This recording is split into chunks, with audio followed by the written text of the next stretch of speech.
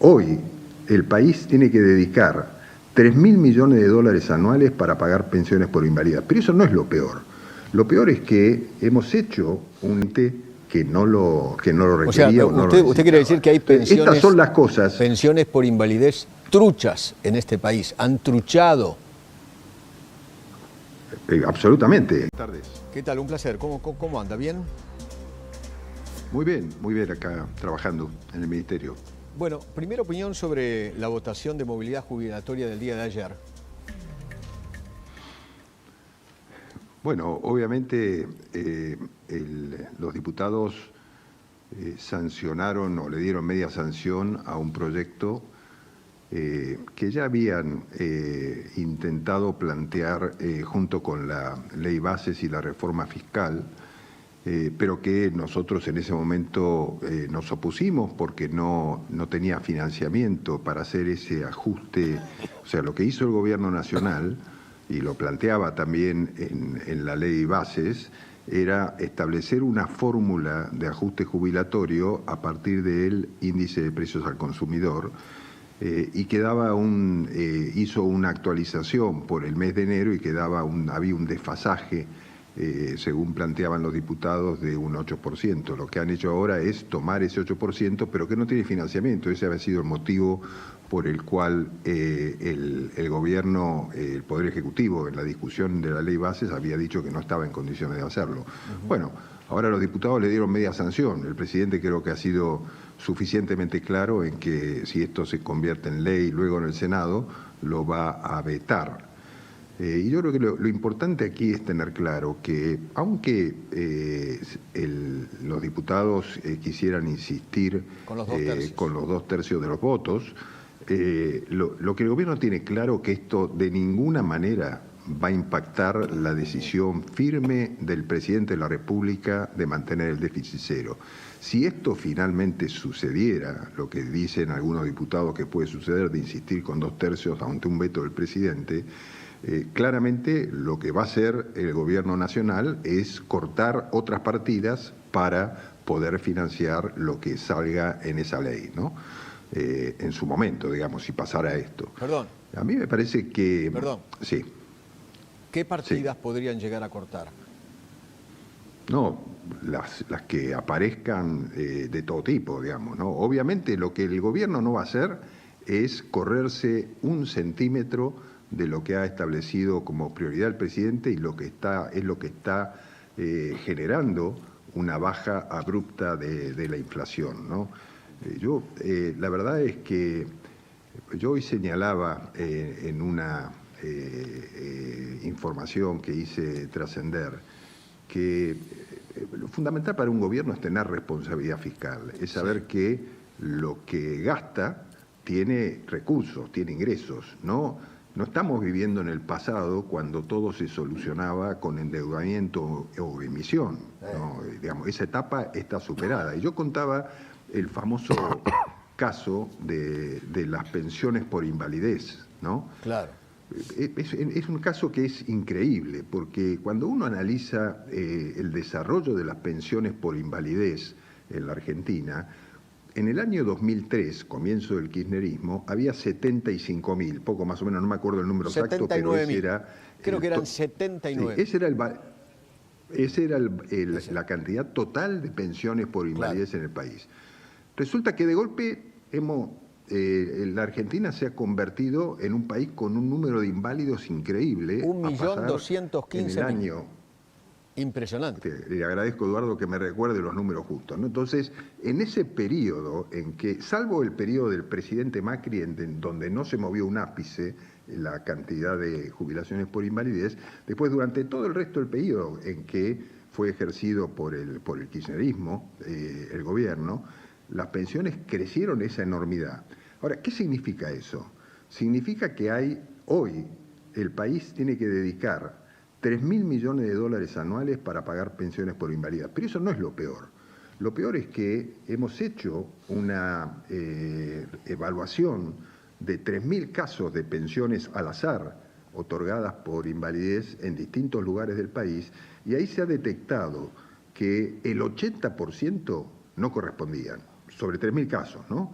O sea, si uno extrapola eso a la cantidad de pensiones que se otorgaron en todo este periodo, quiere decir que estamos pagando 2.400 millones de dólares más a gente que no lo requería o no lo necesitaba. Usted quiere decir que hay pensiones, estas son las cosas. Pensiones por invalidez truchas en este país, han truchado.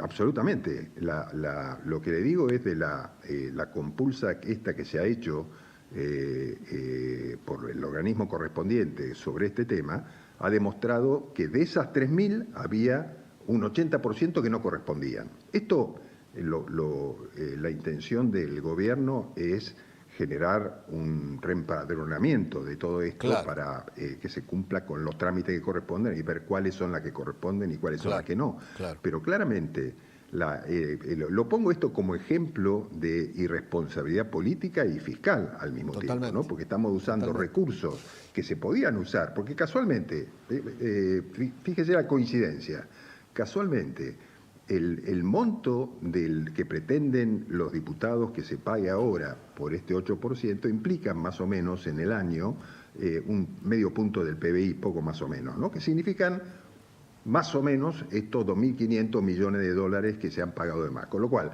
si no se hubieran otorgado esas pensiones por invalidez truchas, como decía usted, se le podría pagar mejor a los jubilados. El Estado tendría fondos para pagarle mejor a los jubilados, porque esto, claro, en definitiva, todo se paga a través de los fondos del ANSES, ¿no? Ministro, cuéntame una cosa. Digo, sí.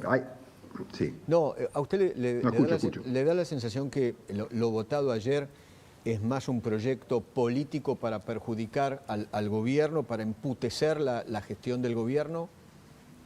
Discúlpeme. Yo creo que tiene las dos cosas, ¿no?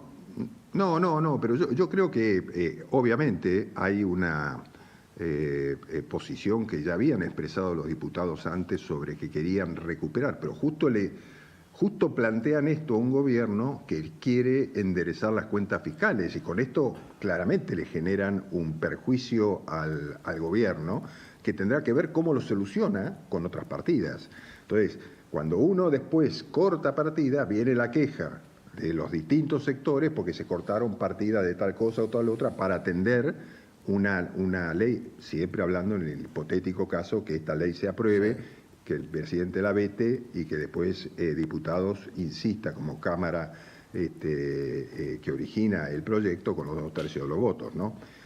O el Congreso, en definitiva, que es el que tiene que aprobar con los 2/3. Entonces yo digo, me parece que lo que debiera primar en este momento en que todos los argentinos estamos haciendo un gran esfuerzo por mantener las cuentas públicas en orden, poder cumplir el presidente con el objetivo al que se comprometió en la campaña electoral, que fundamentalmente fue el primero de todos, fue bajar la inflación, y para bajar la inflación hay que terminar con el déficit fiscal, y lo está cumpliendo a rajatabla. Mire que acá hay pedidos, recibimos pedidos permanentemente para poder habilitar partidas, etcétera, etcétera, y hemos sido casi una máquina homogénea del gobierno manteniéndose dentro del déficit cero, ¿no? Así que yo digo, para llevar un poco de tranquilidad a los mercados, porque yo escuchaba el comentario que ustedes estaban haciendo previamente sobre que el nerviosismo de los mercados venía por el riesgo país y el nerviosismo en general venía porque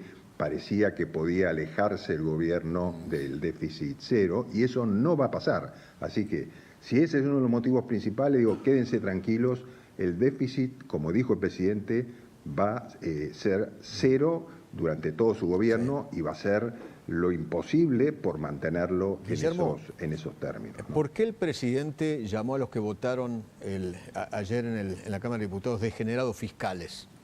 ¿Por qué? No, bueno, porque a ver, no tomemos eso como un agravio, ¿no? Lo que quiere decir el presidente es que... Un mimo no fue, la verdad. Me pareció a mí, ¿eh? No, bueno, pero discúlpeme, lo que... me no, pareció. Bueno, pero el presidente es un hombre de declaraciones fuertes y contundentes y porque él tiene objetivos muy claros y no tiene problema en llamar a las cosas por su nombre. Él lo que dijo es, si quieren hacerme generar un gasto que no puedo pagar, eso es una degeneración fiscal, esto es lo que dijo, ¿no? Okay. Entonces, el presidente va a ser estricto con esto. Entonces, digamos, más allá de los términos que utiliza, con su vehemencia habitual, es obvio que si le tocan la caja y le tratan de impedir que mantenga el déficit en cero, él lo va a hacer a cualquier costo. Entonces, mientras él ejerza el gobierno nacional durante su mandato, el déficit va a ser cero, porque eso va a ser la solución de los problemas que viene trayendo el país. Guillermo, ¿ustedes son conscientes que el mayor ajuste está recayendo en los jubilados? ¿Son conscientes de eso? No, yo creo que no creo que sea así, creo que los jubilados sufren una parte del ajuste que está haciendo la sociedad en su conjunto por los desaguisados que se han producido en la Argentina, como este que acabo de contar recién, ¿no? Sí. Pero yo creo que no hay que ver sobre estos 5 meses y 2 semanas, o poco más o menos, no, un poquito más, ahora casi van a ser el 10, 6 meses de gestión. Uno tiene que ver el cuadro total, ¿no? Entonces, porque yo coincido con lo que ustedes mencionaban recién, que el doctor Arriazu hizo referencia en los últimos días y hoy mismo, ¿no? Que tiene que ver con qué resultados está dando en la economía esta política de déficit cero. Miren, yo me tomé como trabajo consultar permanentemente al Banco Nación, creo que ya lo he comentado, pero ahora vi los números del mes de mayo del Banco Nación, ¿no? Entonces, en el mes de mayo, el Banco Nación, que repito, es una parte del sistema financiero argentino, alrededor del 13%, el Banco Nación otorgó créditos en el mes de mayo por 1.565 millones de dólares a familias, a MIPYMES, a personas, y además recibió 12.000 solicitudes de crédito hipotecario que están en trámite. Los préstamos de mayo, ¿qué significan? Con relación al mes de mayo del año anterior, creció el 650% el crédito que dio el Banco Nación, 650%. Pero, volviendo a lo de Arriazu, si uno compara mayo contra abril, el crédito creció el 60%. ¿Y eso ustedes creen que eso es reactivación? ¿Eso tiene que ver con la reactivación económica? Obviamente. Okay. Y obviamente, porque el que toma crédito lo toma para consumo, para inversión o para algo. Estamos hablando de pymes, familias, etcétera. Y no computo acá los créditos hipotecarios, que ya estas 12.000 y pico de solicitudes que tienen están, por supuesto, en trámite, pero el Banco Nación tiene un programa de 4.000 millones de dólares para dar en préstamos hipotecarios, para refacción, construcción, compra de viviendas. Con lo cual, insisto, tomo esto solamente como un dato de un conjunto que es mucho mayor, porque el sistema financiero es mayor que el Banco Nación. Pero digo, son datos que nos da la economía. Yo pido permanentemente saber cómo va operando la gente con relación al crédito. Porque, Eduardo, una vez más, cuando el Estado se retira del mercado financiero porque no toma crédito interno, entonces toda esa liquidez que tienen los bancos, que antes se pagaban, se ponían en el LELIQs, entonces tarea fácil de los bancos, le prestaba al Estado, cobraba una tasa y el Estado tomaba toda la liquidez del sistema financiero. Eso no pasa más, con lo cual hoy los bancos están líquidos y tienen que prestar.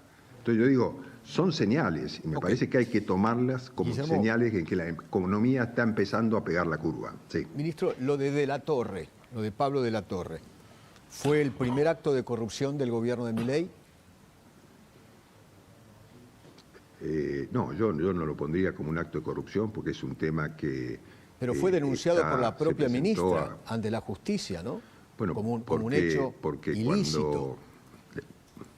Porque cuando la justicia, cuando la ministra recibe una información sobre unos contratos de personal, hizo una presentación en la oficina anticorrupción y de la oficina le dijeron que tenía que presentarla a la justicia. Entonces la ministra lo que hizo fue cumplir con su deber de funcionario público. Ahora, no es ella la que tiene que decidir si esto es un acto de corrupción o no, por sino supuesto. la justicia la que tiene que resolverlo. Okay. Le agradezco infinitamente. Gracias, Guillermo. Chao, Eduardo, hasta luego. Gracias, buenas noches. Gracias, buenas noches. ¿Seguimos con la ronda? Sí, señor. Después les voy a mostrar, porque me quedé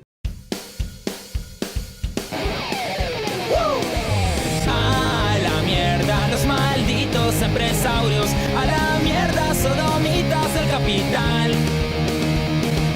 Basta de basura keynesiana, ha llegado